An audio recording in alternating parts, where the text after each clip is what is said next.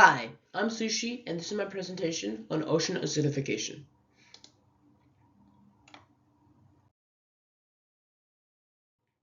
So you may be wondering off the bat, what is ocean acidification?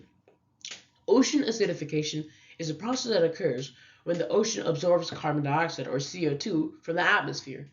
This CO2 reacts with the water molecules to form carbonic acid, and this carbonic acid is broken down into H plus ions or hydrogen ions in bicarbonate, and these two reduce the overall pH of the seawater.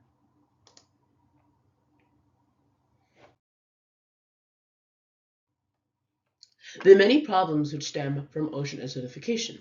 A decreased pH level or more acidity can lead to coral bleaching, as demonstrated on the picture in the right.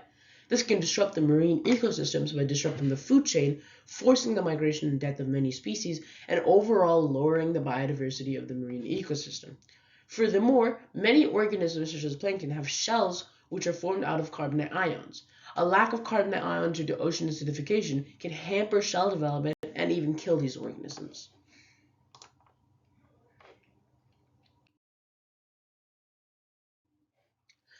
Ocean acidification and pH levels have been monitored for many years, but major signs of ocean acidification were first discovered in 2003.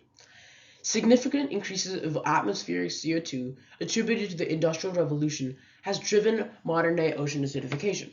The graph on the right shows how CO2 levels since the Industrial Revolution around 1850 have been increasing, and this in turn has decreased the pH of the ocean, making it more acidic.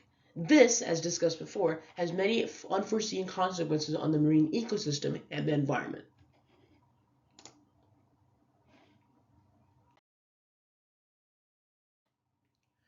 Ocean acidification data is often collected through pH meters that are deployed on research vessels. Furthermore, chemical analysts take seawater samples to measure the carbonate ion concentration.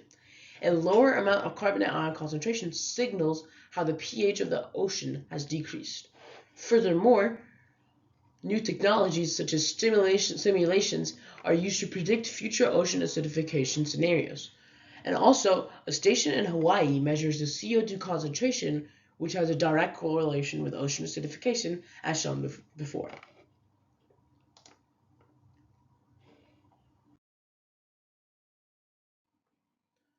Ocean acidification is connected to the AP Environmental Science curriculum in many ways. It explores ecosystem interactions, or how organisms interact with the surrounding ecosystem. As we know, ocean acidification disrupts the delicate balance of the marine ecosystems, and this leads to unforeseen consequences such as the migration and death of many species and the overall lowering in the biodiversity. Furthermore, it discusses the anthropogenic impacts or human impacts on the environment. Ocean acidification is a direct consequence of human activities, with an increase of atmospheric CO2 being derived from increased human activities such as the combustion of fossil fuels for energy. Furthermore, it's also a topic in the AP Environmental Science curriculum, which is kind of fun.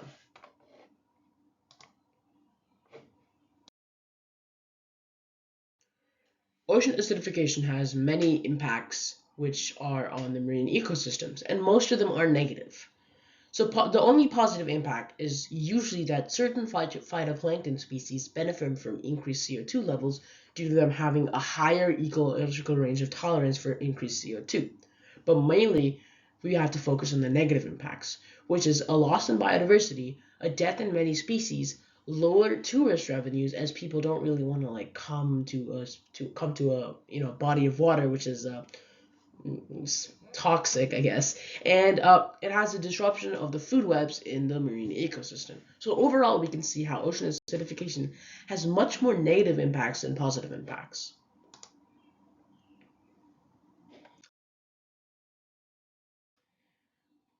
And lastly, we have my personal learnings and opinions. So through this, I've learned how ocean acidification has serious environmental consequences of the ecosystem. Furthermore, it usually occurs to human activities and combustions of fossil fuel. And lastly, a switch to renewable energy forms or forms of energy that do not emit CO2 would severely help improve the problem of ocean acidification. Thank you.